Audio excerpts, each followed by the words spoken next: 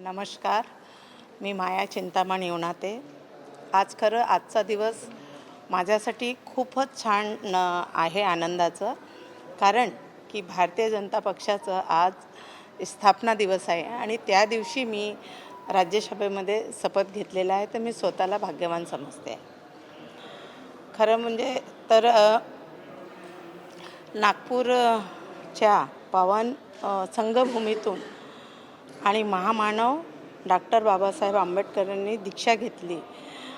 त्याच तिथे राजा भक्त बुलंदशाह, गोंडराजे भक्त बुलंदशाहने नागपूर शहर बसवल्या.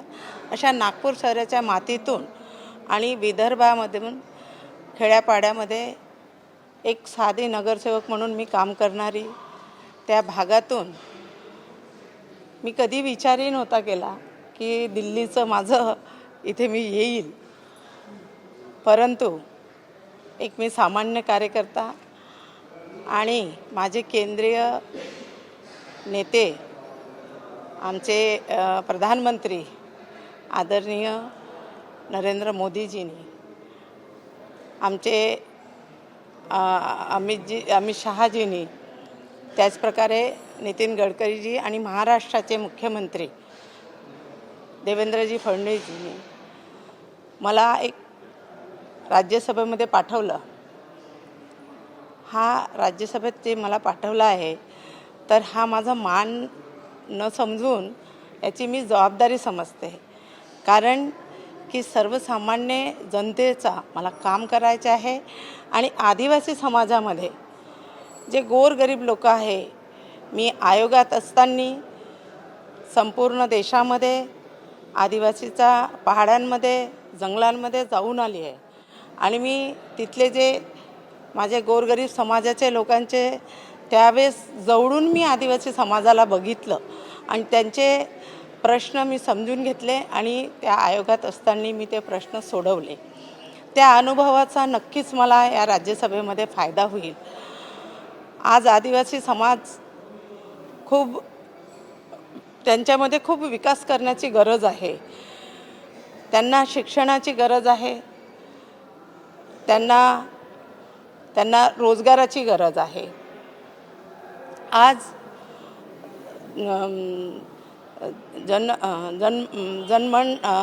प्रधानमंत्री जनमन योजनेअंतर्गत देशामध्ये खूप चांगलं काम होत आहे.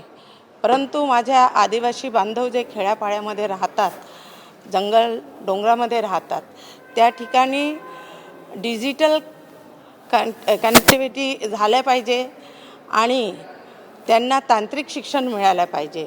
याचा मी आपल्या सरकारकडनं प्रयत्न करेल आणि त्यांच्यापर्यंत हे सगळ्या सोयी पुरवण्याचा मी प्रयत्न करेल. आज 50 वर्ष वर होऊन गेलं. या 12 वर्षामध्ये आपल्या देशाचे गृहमंत्री आदरणीय अमित शहाजींनी जे नक्षल संपुष्टात आणलेलं आहे, नक्षलवाद संपुष्टात आणलेला आहे. मला माहीत आहे का, जे माझे आदिवासी समाज त्या नक्षल भागात राहत होते आणि तेच खूप प्रभावित झाले. त्यांनाच या नक्षलचा सामना करावा लागला आणि नक्षलवादामुळे त्या भागामध्ये विकास कामं झाले नाही. परंतु आता नक्षल कमी झाल्यामुळे त्या भागामध्ये उद्योगधंदे सुरू होतील, शिक्षणाचं शाळा सुरू होतील आणि त्यांचं प्रगती होईल. आणि जे माझा समाज जो भीतीमुळे जगत होता, आज त्यांच्यापासून भीती त्यांची दूर होईल. एक मॅम, आपण राष्ट्रपती बघतो द्रौपदी मुर्मू, ज्या एका ट्रायबल बॅकग्राऊंडने येत आहेत. आज एक तुम्ही आहात. काय नेमकं सांगणार? आणि जेव्हा आपण एक आदिवासी बॅकग्राऊंडने येतो, तुमचे फर्स्ट गोल्स कोणते असतील? तुम्ही इतक्या मोठ्या पदावर जेव्हा येतात, तेव्हा एक रेस्पॉन्सिबिलिटी म्हणून पण तुम्ही जे पोर्ट्रेट होतं. हे बघा, भारतीय जनता पार्टी हे एकमेव पक्ष आहे का जे सामान्य व्यक्तीला वर आणते. आज आम्ही पाहत आहोत का देशामध्ये सर्वोच्च पदावरती राष्ट्रपती आमच्या द्रौपदी मुर्मूताई एक महिला म्हणून काम करत आहेत आणि त्याचप्रकारे संघटनेमध्ये देखील महिला पुढे आलेल्या आहेत.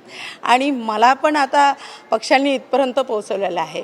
माझ्या समाजाचा खरं म्हणजे खूप विकास करायचा आहे.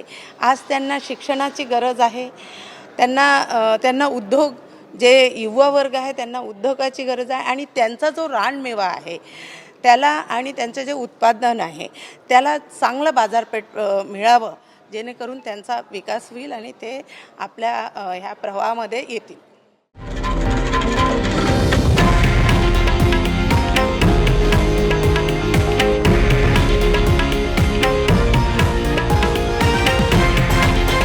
हे आहे देशातील नंबर 1 न्यूज नेटवर्क आणि आपण पाहत आहात TV9 मराठी, एकमेव.